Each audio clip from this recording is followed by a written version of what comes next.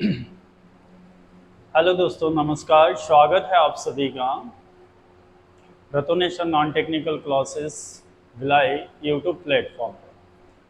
हम बात कर रहे हैं भारत में नदी तंत्र, और इससे पहले सबसे पहले हम बात किए थे सिंधु नदी तंत्र। और सिंधु नदी तंत्र लगभग में हमारा जो क्लास है वह हो चुका है। इससे पहले वाले क्लास में देखें हमने सिंधु नदी तंत्र के बारे में, उनके सहायक नदियों के बारे में। आप लोग ध्यान रखिएगा, पढ़ते रहिएगा।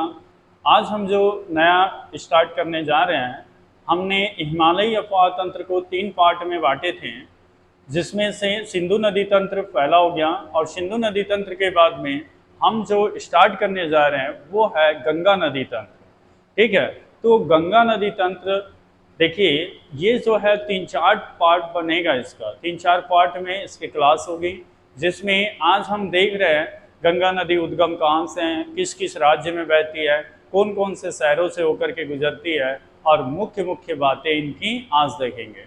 कल देखेंगे इनकी सहायक नदियाँ, और कौन कौन सी सहायक नदियाँ हैं जो कहाँ कहाँ जा कर के मिलती हैं, और उनके उद्गम कहाँ से हैं। ये सब सारा चीज़ देखेंगे। समझ में आ रही है बातें? ठीक है, तो स्टार्ट करते हैं आज हम गंगा नदी तंत्र। आप लोगों का हेडिंग रहेगा गंगा नदी तंत्र या गंगा नदी करके, पहले समझिएगा, उसके बाद में फिर नोट कीजिएगा। ठीक है, तो देखिए सबसे पहले आप ध्यान रखिएगा गंगा नदी। देखो, सबसे पहले तो इनको समझना है कि ये क्या चीज़ है, नहीं तो इसमें क्या हो जाएगा, कन्फ्यूजन है। देखिएगा ये वाला जो बॉर्डर, ये वाला लाइन बना हुआ है, ये आप ध्यान से देखिए, ये कौन सा राज्य है। तो ये जो राज्य है आप लोगों का उत्तराखंड। कौन सा राज्य है? देखिएगा, ये जो राज्य है उत्तराखंड। उत्तराखंड के बाद में ये वाला जो पॉइंट, एक एक करके समझना, यहाँ बहुत सारे नाम लिखे हुए हैं, ये हो गया। इसके बाद में ये वाला जो राज्य है, ये कौन सा है आप लोगों का? उत्तर प्रदेश। समझ में आई बात? ये उत्तर प्रदेश, गंगा नदी की सर्वाधिक लंबाई यहीं पर है। समझ में आई बात? इसके बाद में ये देखिए, ये जो राज्य लगा हुआ है, ये जो राज्य है, ये है आपका कौन सा? तो ये देखिए बिहार है। ओके, और बिहार के बाद में ये देखिए थोड़ा सा ऐसा कार्नर बना हुआ है, थोड़ा सा ये झारखंड पकड़ता है। झारखंड, और झारखंड में क्या किसको पकड़ रहा है? ये झारखंड में आप ध्यान रखिएगा, ये देखिए साहेबगंज को। किसको पकड़ रहा है? साहेबगंज को। और झारखंड के बाद में ये देखिए, ये पश्चिम बंगाल, ये वेस्ट बंगाल, ये पूरा वेस्ट बंगाल वाला हिस्सा है। ये तो सिक्किम वाला है, ये देखिए ऊपर लिखा हुआ है वेस्ट बंगाल करके, ये देखिए आप। और ये वाला जो एरिया दिख रहा है, ये पूरा, ये बांग्लादेश वाला एरिया है। ये कौन सा देश वाला एरिया है? ये बांग्लादेश वाला एरिया है। ये देखो यहाँ पे लिखा हुआ है, ये बांग्लादेश। सबसे पहले तो इनको समझना है। समझ में आ गई बातें? देखो, यानी ये नदी कहाँ कहाँ बह रही है? उत्तर प्रदेश, सबसे पहले उत्तराखंड, उत्तराखंड से उत्तर प्रदेश, उत्तर प्रदेश से बिहार, बिहार से झारखंड, झारखंड से पश्चिम बंगाल, पश्चिम बंगाल से बांग्लादेश, और बांग्लादेश से बंगाल की खाड़ी। समझ में आई बात? इस टाइप से आप लोगों को सीक्वेंस बनानी है। ठीक है, अब देखते हैं सबसे पहले गंगा नदी के बारे में देखते हैं कौन कौन से। देखो, सबसे पहले इसकी जो लंबाई है, इसके देखो, ये गंगा नदी तंत्र आपका हेडिंग, लंबाई क्या है? 2525 किलोमीटर। समझ में आई बात? 2525 किलोमीटर इसकी लंबाई है, जो भारत के क्या है? सबसे लंबी नदी है। क्या ध्यान रखना है? अब ध्यान रखना है आप लोगों को, भारत की सबसे लंबी नदी है। क्लियर है बातें? इसके बाद में आपको ध्यान रखना है प्रायद्वीप भारत की सबसे लंबी नदी। प्रायद्वीप भारत मतलब समझते हो, ये जो है, ये ऐसा वाला जो एरिया है हमारे भारत का, नीचे वाला एरिया है दक्षिण भारत या प्रायद्वीप भारत। तो भारत की सबसे लंबी नदी कौन सी हो गई? गंगा नदी। फिर उसके बाद में पूछेगा आप लोगों से कि प्रायद्वीप भारत की सबसे लंबी नदी या दक्षिण भारत की सबसे लंबी नदी, तो उसमें आप ध्यान रखना है दक्षिण भारत की या प्रायद्वीप भारत की सबसे लंबी नदी है गोदावरी नदी। कौन सी नदी है? गोदावरी नदी, जिसकी लंबाई कितनी है? 1465 किलोमीटर। कितनी है? 1465 किलोमीटर। आपको ये भी पॉइंट नोट करनी है।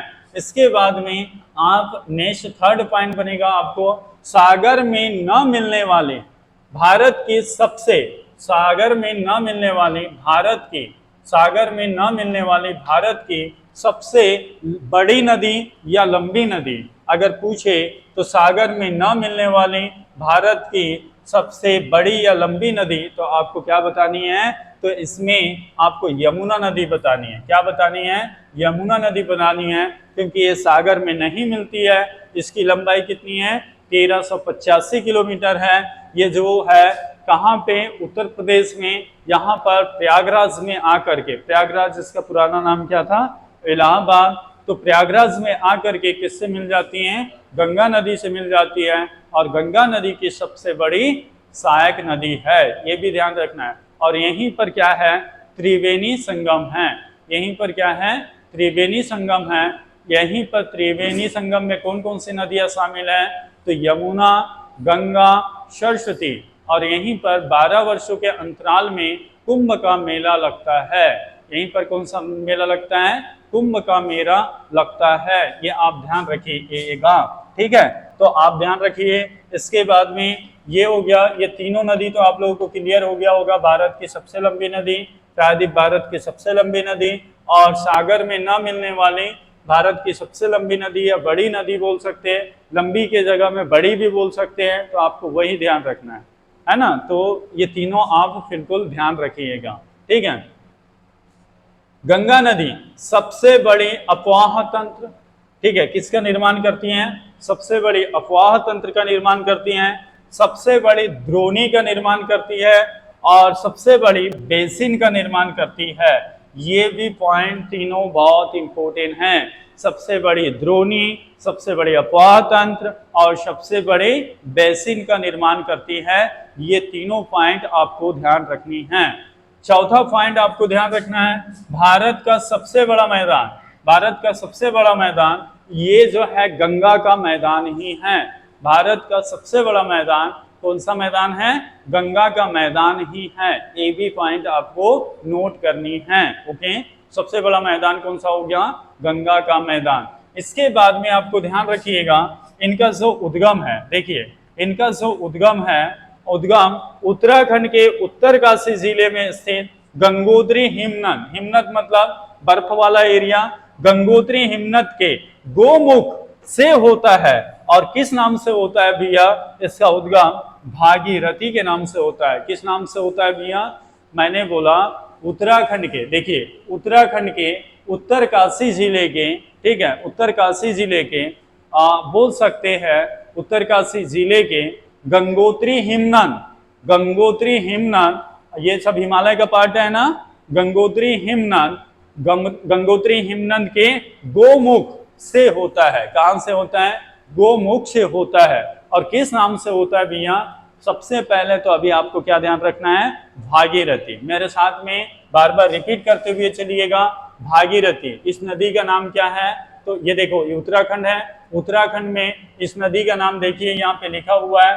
उत्तराखंड में इस नदी को किस नाम से जानते हैं, तो आपको ध्यान रखनी है भागीरथी के नाम से जानते हैं। आपसे पूछा जाएगा गंगा नदी का उद्गम किस नाम से है, तो आपको ध्यान रखना है भागीरथी के नाम से है। गंगा नदी का उद्गम किस नाम से है, भागीरथी के नाम से है। कहाँ से है, उत्तराखंड के उत्तरकाशी जिले के, आप लोगों के बोल सकते हैं गंगोत्री हिमनद के गोमुख हिमानी से है। बार बार रिपीट कर रहा हूँ इसीलिए कि बहुत ज़्यादा क्वेश्चन यहाँ से बनता है, तो आप ध्यान रखिएगा। फिर ये नदी थोड़ा सामने जाती है, ये नदी कहाँ जाती है, थोड़ा सामने उत्तराखंड में ही, और उत्तराखंड में ही इससे एक भिलगंगा, ये जो नदी आई है ना, इसका नाम क्या है, भिलगंगा। भिलगंगा नदी कौन से स्थान पर, तो टिहरी या टेहरी नामक स्थान पर, कहाँ पे, उत्तराखंड में ही इससे भिलगंगा नदी आके मिलती है। टेहरी नामक स्थान पर भिलगंगा नदी आके मिलती है। और वहीं पर भारत का सबसे ऊंचा बांध, कौन सा बांध, टिहरी बांध का निर्माण किया गया है। किसके संगम पर, भिलगंगा और भागीरथी के संगम पर भारत का सबसे ऊंचा टेहरी बांध, जो ऊंचा बांध टेहरी बांध, जिसकी हाइट कितनी है, 261 मीटर है ना, कितनी है, 261 मीटर। आपको ध्यान रखिएगा 261 मीटर, ये भारत का सबसे ऊंचा बोल सकते हैं बांध है, 261 मीटर करके टेहरी बांध। कहाँ पे, उत्तराखंड में भिलगंगा और भागीरथी के संगम पे। फिर ये नदी कहाँ चल जाती है, थोड़ा सामने जाती है, और थोड़ा सामने जाकर के कहाँ पे जाती है, उत्तराखंड में ही देवप्रयाग में। और देवप्रयाग में इससे एक नदी आके मिलती है जो अलकनंदा नदी के नाम से जानते हैं। अलकनंदा नदी का उद्गम बद्रीनाथ के वहां से है।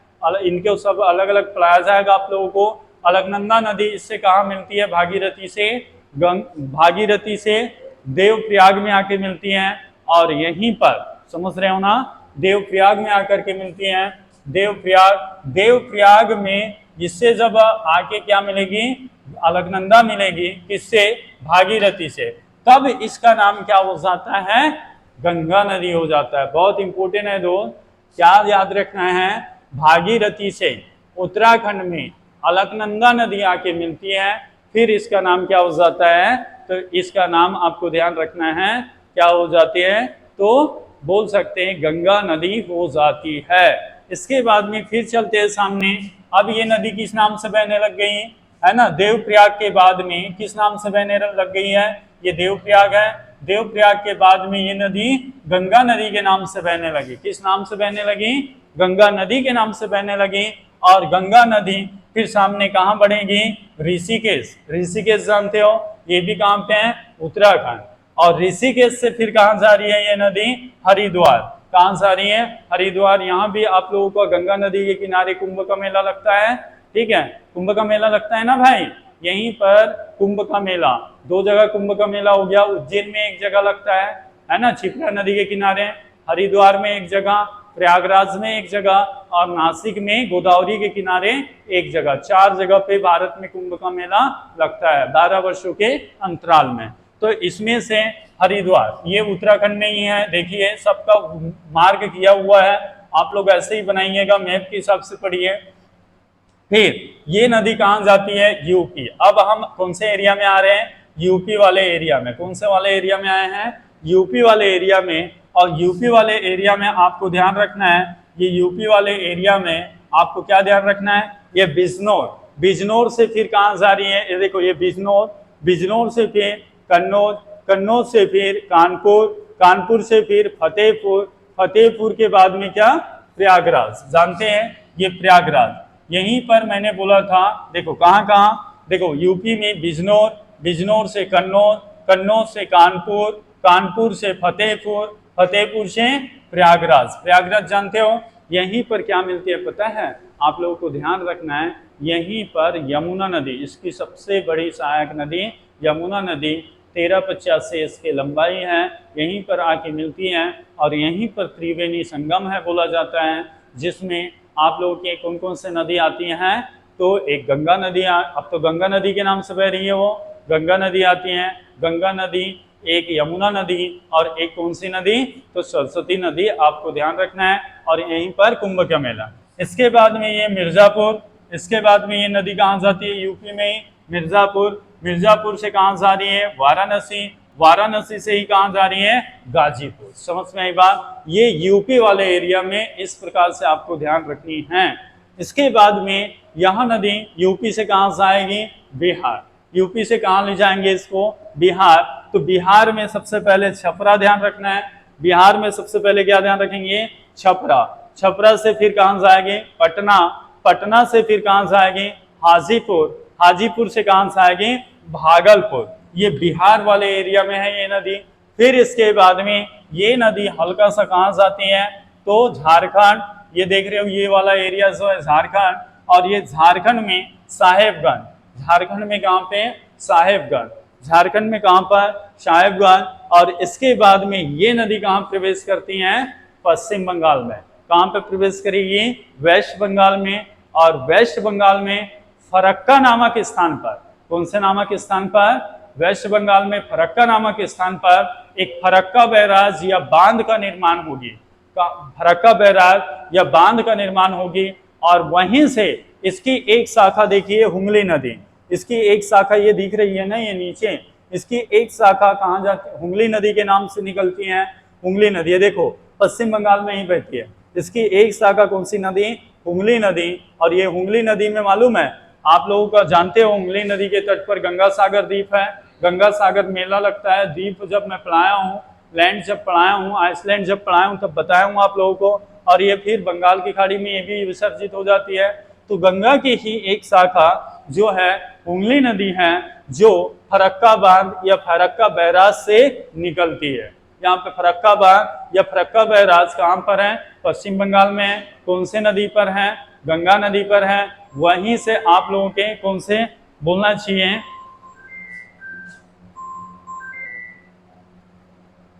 वहीं पर आप लोगों के बोलना चाहिए, वहीं पर से आप लोगों का बोल सकते हैं हुगली नदी निकलती है। ये हुगली नदी पश्चिम बंगाल में बहती है, आप ध्यान रखिएगा। और इसी पर देखिए गंगा सागर द्वीप भी है आप लोग के पश्चिम बंगाल में, और ये बंगाल की खाड़ी में जाके विसर्जित हो जाती है। अब इसकी मुख्य शाखा याद रखिए, अब इसकी मुख्य शाखा कहाँ प्रवेश करेगी? बांग्लादेश। अब इसकी मुख्य शाखा कहाँ प्रवेश करती है? बांग्लादेश। और बांग्लादेश में जब प्रवेश करती है तो आपसे पूछा जाता है इसको पहले किस नाम से जाना जाता था? तो देखिए पहले ये उत्तराखंड में इसको कहाँ तक के, देवप्रयाग तक के भागीरथी के नाम से जानते थे। अब उससे अलकनंदा मिली तो गंगा के नाम से, यानी उत्तराखंड में भी गंगा के नाम से, यूपी में भी गंगा के नाम से, फिर झारखंड में भी गंगा के, बिहार में भी गंगा के नाम से, फिर आप लोग के पश्चिम बंगाल में, झारखंड में भी गंगा के नाम से, फिर पश्चिम बंगाल में भी गंगा के नाम से। जब ये नदी कहाँ प्रवेश करती है? तो बांग्लादेश में प्रवेश करती है। तो बांग्लादेश में इसे किस नाम से जानते हैं? पद्मा के नाम से जानते हैं। बांग्लादेश में किस नाम से जानते हैं? पद्मा के नाम से जानते हैं। ओके, यहाँ तक की क्लियर है, यहाँ तक के पूरा क्लियर है। अब बांग्लादेश में प्रवेश करी, इस नदी को पद्मा के नाम से जानते हैं। अब बांग्लादेश में क्या कंडीशन बनेगा, ध्यान दीजिए इधर। बांग्लादेश में ये देखिए ये 4 खड़ी लिखा हुआ है, एक प्लेस का नाम है, अभी इसको पद्मा के नाम से जान रहे हैं भाई, ठीक है। ये देखिए ये 4 खड़ी एक प्लेस जगह का नाम है। ये 4 खड़ी में इधर से हमारे जो असम वाले एरिया से कौन सी नदी आ रही है? ब्रह्मपुत्र, जिसको जमुना के नाम से जानते हैं। किस नाम से जानते हैं? जमुना के। तो पद्मा से बांग्लादेश में 4 खड़ी के निकट कौन सी नदी आके मिलती है? पद्मा नदी, ये बोल सकते हैं ब्रह्मपुत्र नदी आके मिलती है।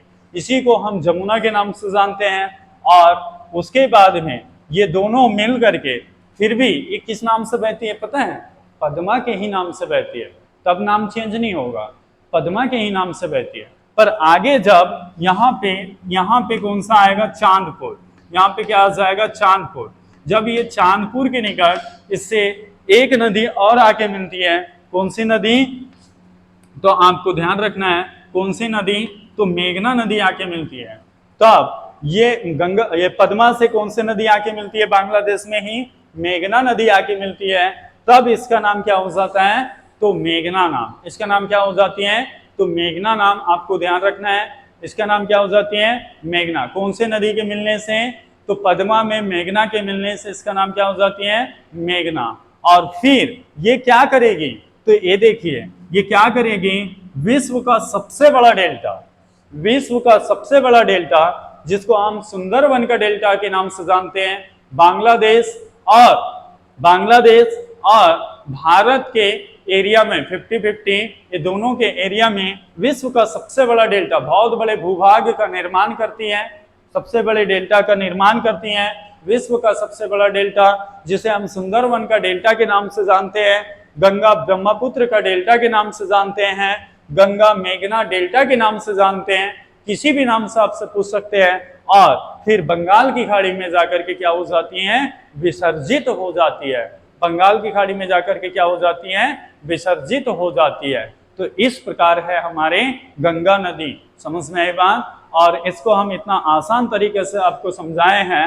आप अगर बनाना चाहो, मैंने जैसे जैसे बोला है आपको वैसे वैसे करते जाना है। 100% यहाँ से क्वेश्चन बहुत सारे आते हैं। ये बंगाल की खाड़ी में जाकर के विसर्जित हो जाती है। इसका उद्गम, इसकी लंबाई, कौन कौन से शहरों से होकर के गुजरती है, गंगा नदी किनारे यहाँ जितने भी शहर का नाम लिखा हुआ है सब शहर को आपको याद रखनी है। एक बार फिर रिपीट कर रहा हूँ इनके नाम को। जब इसका उद्गम होती है तो उत्तराखंड में भागीरथी के नाम से होती है। जब इससे उत्तराखंड में देवप्रयाग में अलकनंदा आके मिलती है तब इसका नाम क्या होती है? गंगा होती है।